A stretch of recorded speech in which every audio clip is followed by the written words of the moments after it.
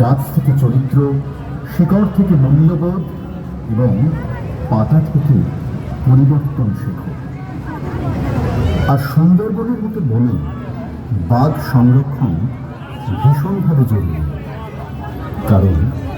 এটি জীব বৈচিত্র্য, বাস্তুতন্ত্রের ভারসাম্য এবং